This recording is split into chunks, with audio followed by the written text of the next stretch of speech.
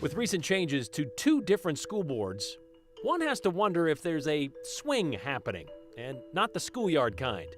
Nampa has a new trustee, and he's coming in from a different angle than his predecessor. State lawmakers are about to put to use a power they gave themselves a couple years ago, and it has to do with how the state's majority party plans to pick a president, a primary or a caucus. And could the legislature solve this problem? School must go on, even if you don't actually have a school to go into. Well, that's what happened to 5 students who weren't allowed in their 2-room schoolhouse 25 years ago. All in favor? Aye. Aye. Any opposed? Congratulations, Mr. Sue, our new Zone 3 trustee. And that's how the Nampa School Board filled a 2-month vacancy, beating out a crowded 6-person field. The 4 current Nampa trustees selected Jason Sue to join their ranks. The position opened after Tracy Pearson resigned from the school board back in June for personal reasons. And while we don't know what those personal reasons might be, we do know her personal views on why she wanted to be on the school board in the first place back in 2021. Well, we know from her campaign page and in a questionnaire for the Idaho Freedom Foundation, she laid the foundation of her platform like this. She's anti-masks, she's anti-social emotional learning, anti-critical race theory, which isn't part of any K-12 curriculum in Idaho anyway, and she does not support transgender people using the bathroom of their choice. She also voted to ban 22 books from the Nampa School District libraries. And she took it upon herself to bring religion into that argument. I have to bring up the Bible because I hate to hear the Bible compared to those books, because America's was based on the Judeo-Christian, the Bible, and there's a lot of good. These books have no good. And just like that, 22 books are banned from Nampa school libraries forever. And that view extended beyond books for Pearson, as she made clear in early discussions of the district's gender inclusion policy, Policy 2050. We need to encourage the healthy bodies that these children were born into, and that's what we need to encourage and focus on, because the mind is a powerful tool, and we need to make sure that we're speaking truth to these children. That's why this is so imperative, and I'm just appalled that we're even having to debate such a thing. Well, she doesn't anymore, and neither does the school board, because similar to Florida's Don't Say Gay law, the district passed the policy weeks later. We bring all that up to highlight the stark contrast Pearson was to her replacement. Jason Sue is very familiar with marginalized groups and actually works at the Meridian Library District. He knows exactly where he stands on both topics. Here's Andrew Bartline. Sometimes you really only need one reason. But Jason Sue has a trilogy. I've got some skin in the game. 3 children that attend public school. I saw some of the things happening, and I want to be part of it. From the outside looking in, decisions that directly impact his kids. One of the most controversial things is obviously the banning of books. In total, 24 that were banned back in 2022. Nampa removed critically acclaimed novels and modern classics alike. Ask Sue. Yeah. He's actually read some of them. The Kite Runner. I never read the book, and I read the book. I thought this is a beautiful story of someone's experience being in a war-torn country, having to immigrate to a new country and learning culture and having their parents do the same thing. So the beauty and the character of our country is everyone has their story to tell. And I would never want to be the person that says you can't hear this person's story for whatever reason. The reason in Nampa relates to sexual content. Those against these books call them pornography at worst, or books with no value at best. That includes Sue's predecessor. I never knew Trustee Pearson. I understand that there were people who found her very controversial or did not agree with her. Number 6 and 7 on that. A Golden Coast transplant herself, Trustees. Pearson campaigned on keeping California out of Idaho's politics. It's ironic, now twice. Born and raised in California, don't hold that against me. I left about 12 years ago. I've always considered myself a small town conservative who was born and raised in a gigantic city. Sue's appointment comes by bridging the gap between the current board, drawing support from ends in opposition. Jason, based on similar to trustee Kirkman, which hardly, Isn't that rarely weird? ever happens, I that told you we, people were gonna be that we surprised. agree on things. It's a skill he wants to continue sharing with the board. It is a conversation I would like to continue having to see if we can find some kind of common ground on a lot of this stuff. Because while he's late to the table, Sue's not convinced the conversation's finished. And he might be flipping Core tenet to the next chapter. is it comes down to a First Amendment rights issue, and I believe everyone should have access to materials. It's clear the confusion. There was talk of 23, 24 books. It's 22 exactly, to correct myself there. Sue says he isn't exactly positive how that process would work to readdress those 22 books banned by the school board, because they used the word forever when they made that decision.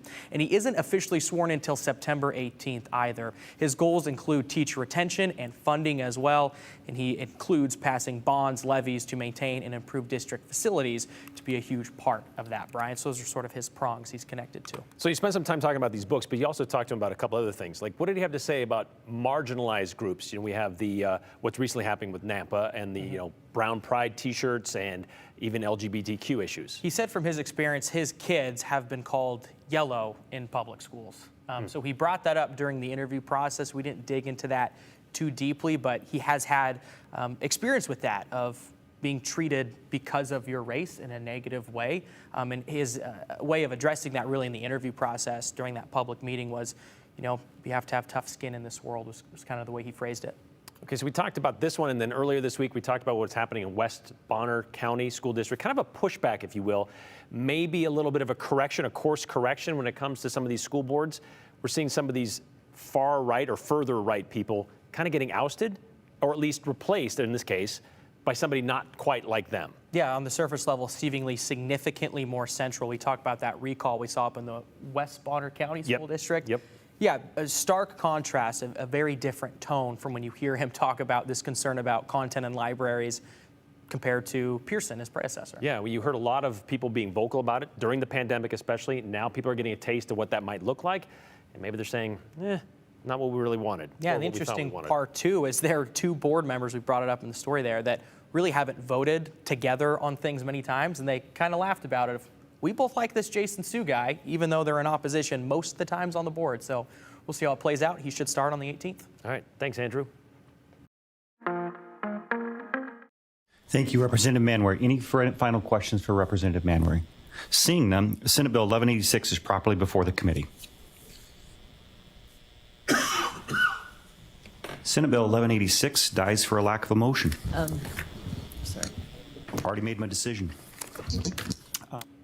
Already made his decision. That's pretty much how the 2023 legislative regular session ended back in March, and why we could see that extra session in October.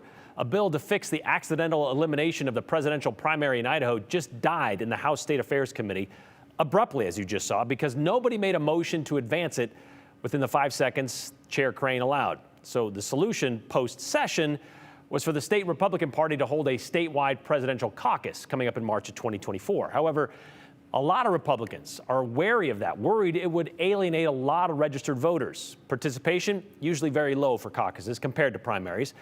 Caucuses are done in person in a particular place, and they can last for hours. The other answer, a special session called by lawmakers to fix what they couldn't fix because of that 5-second time limit. And the suggestion of a special session, so says Joe Paris, is gathering steam with the majority party. Since the end of the Idaho legislative session in April, there's been a continued question. Will lawmakers return before the end of the year to take on a glitch in election law? There's been scuttlebutt and rumors for weeks, but this week, a change in the legislative winds. Well, it's no longer a possibility. It's actually circulating. Senate President Pro Tem Chuck Winter says he has a petition out to Idaho lawmakers that would have them come back for a special session in the coming weeks. The goal, fix a glitch in Idaho law so the presidential primary election can happen in May. It's actually a specific piece of legislation. That legislation can be amended once we're in session, but it outlines the process for the presidential primary, how it would be carried out. To be clear, it fixes the glitch that would allow for a primary format. Still, the Idaho GOP can do what they please. It still allows the party to have a caucus. It's drafted in such a way that says by October 1st they have to notify the Secretary of State they're going to have a caucus, Then if they do notify them, they have 90 days basically to organize it, get locations, provide the funding, and then to just basically come back and say, hey, we can hold the caucus, we're set. If that is not the case and the parties cannot set up the caucus format, Then it would revert to a presidential primary in May. So give them the option for the caucus. If they work on it and feel like they can't get it done, then we can have the primary in May. Winder says he personally wants to see primary elections, which would be in May. He's afraid that a caucus format would be an issue. The party wants to have a caucus, they can have a caucus. But we learned some really severe lessons back in 2012 when the same party who now is concerned about election integrity allowed pennies to be used to vote and you drop them in a bucket. There were a lot more pennies at the end of the caucus than there were at the beginning. Still, the Idaho GOP controls their own destiny. If they are firm on a caucus in March, that is their prerogative. We've given them a lot of options. We're just trying to deal with this in a timely manner and provide some leadership on it. Feel like it's a lot better to have a primary in May, but we still give the option to the party. If you want to have a caucus, you can have a caucus. And as a matter of record, there is a second petition also going around right now. That's from the Idaho House side. It is slightly different, more open-ended than the specific idea that Winder has. Representative Scott Herndon is responsible for it. His petition, according to his own press release, says, quote, "It's for the purpose of considering legislation that pertains to Idaho's presidential primary election." I reached out to chat with him, have not heard back just yet. But Brian, special session would need to be done in the next few weeks. This is because lawmakers, well, they need to get things done before October 1st. So if they don't solve this by October 1st, it appears everything will kind of be stuck in their ways. Why October 1st? Because that's when the national GOP needs to get their final paperwork filed in from all the states. So Idaho really has to make the special session happen very soon. And this would be Idaho lawmakers trying to use the ability that voters gave them last fall, where they can call themselves back. 60% of the House and 60% of the Senate need to say, let's do it. I did reach out to Governor Little's office. No comment from him at this point. And to be clear, we get this comment every time we do a story about this. This is not the lawmakers or legislators trying to decide if it's going to be a primary or a caucus. They're just giving the party, the state party, the option to do that. So Absolutely. that's how that works. Thanks, Joe.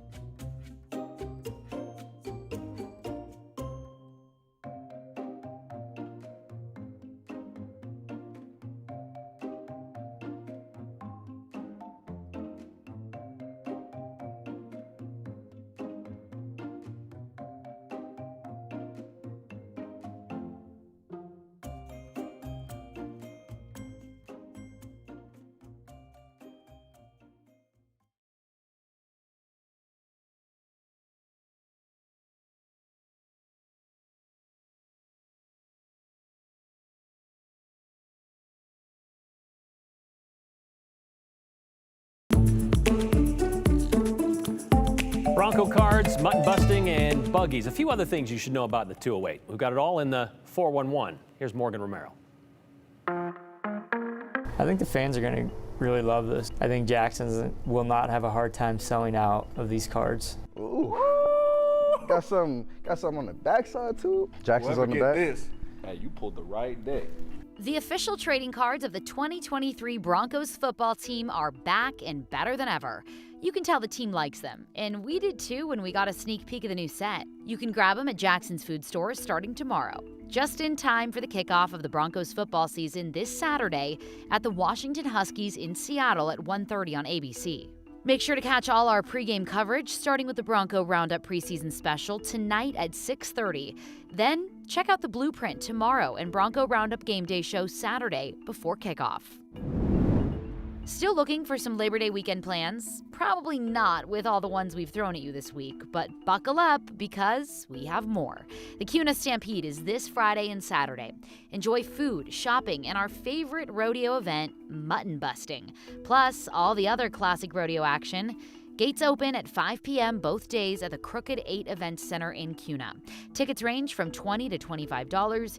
You can buy them on cunastampede.com. And over in Ketchum, get a blast from the past with Wagon Days this holiday weekend. You can catch events all throughout Ketchum, like cowboy poetry, Papoose Club pancake breakfast, and a petting zoo. Then head to the Festival Meadows Saturday at 1 p.m. to witness the Big Hitch Parade. Yup, you guessed it. It's a parade full of carriages, carts, and stagecoaches from Sun Valley Road to Main Street. It's sure to be a really good time. And that's the 411 on the 208. I'm Morgan Romero.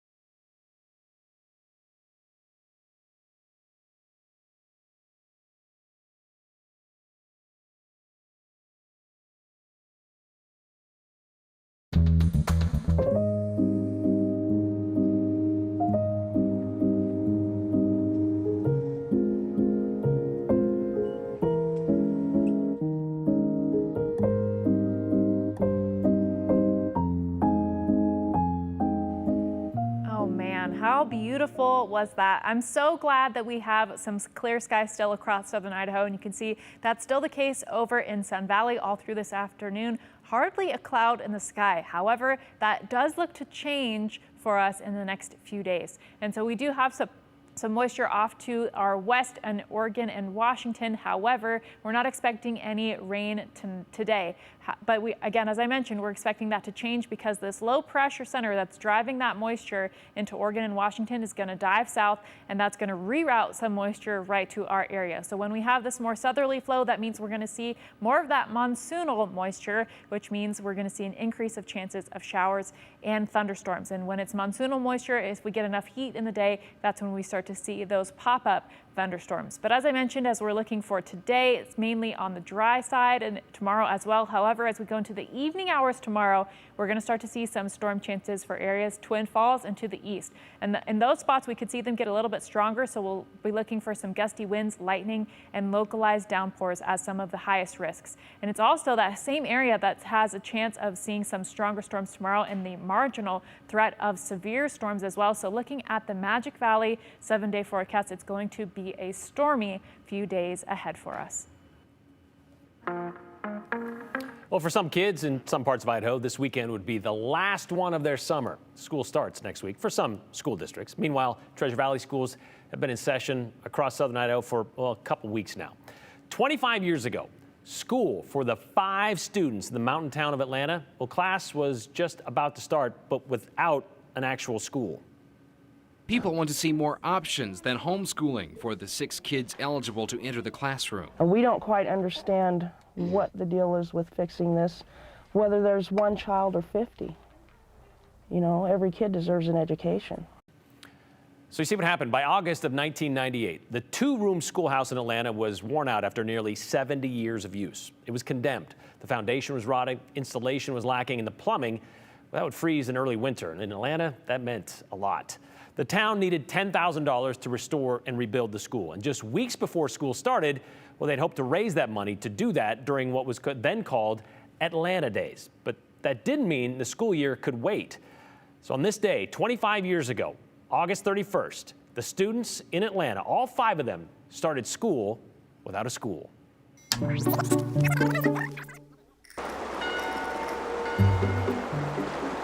A new day in Atlanta, Idaho. This is the start of the school year. Indivisible, with liberty and justice for all. All right, very good. 5 kids embark on another year of reading, writing, and Troy Sanders' favorite, math. The basketball court is the classroom. While the nearly 70-year-old schoolhouse is refurbished. Building's behaving. Bob Bartamosha is leveling the foundation. Now basically the pads underneath rotted out. So we're replacing the rotten ones, leveling it back up and bracing it, so it should be here for another 100 years. Pat Inama is laying a foundation of her own. Because they need it. I think everybody needs to be concerned about our kids' education nowadays, more and more so. Inama has been teaching for 40 years. She's retired, but taught these kids in a back bedroom of her house last year. Last year we didn't get to do as many activities because we're in a small room. This year we'll be able to do more projects. This year, Inama is filling in until a new teacher is hired by the Mountain Home School District. Didn't want to see the kids have to make up too many days. After more work is done on the inside of the school, students will move in. A living history lesson of a community coming together. Everyone knows everyone, everyone helps everyone. In Atlanta, Dale Dixon, Idaho's News Channel 7. So the remodel took a few more weeks despite a few setbacks, but by October of that year, the town had added its final piece of its restoration puzzle, a teacher, a full-time teacher. They found Claudia Swander, who was willing to move to the remote mountain town to teach a handful of kids. The Mountain Home School District chipped in with some new books, some computers as well. You know what? It looked just like a regular rural classroom circa 1998. They were even expecting the class size to swell to 8 students by Thanksgiving. 3 more students are moving into town. But the school wouldn't last much longer. The Mountain Home School District shut it down somewhere around 2003, 2004 for a lack of kids. We did speak with the Atlanta Historical Society today, Amy O'Brien, and she tells us the 2-room school building, which is still owned by the school district, well, now serves as Atlanta's library and community center. The town rents it for $1 a year for 5 years at a time. And they don't expect to see another payment at the Mountain Home School District, well, until 2026. $5 payment, that is. The Historical Society has been charged with keeping the building kept up, and in doing so, they put the bell up in a tower, as you can see there. They've also replaced the boardwalk out front just recently. They also told us there are currently 6 kids living in Atlanta full-time, but they are now homeschooled.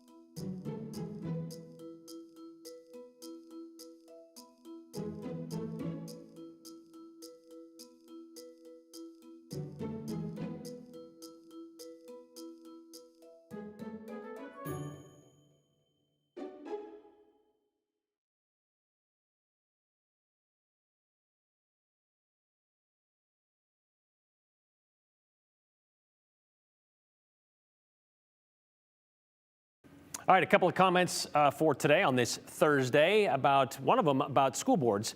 This one from Chuck in Boise. Good to see Idaho County's kicking out these far-right school board leaders. They don't care about students' education, only their political dogma. There is hope for our children.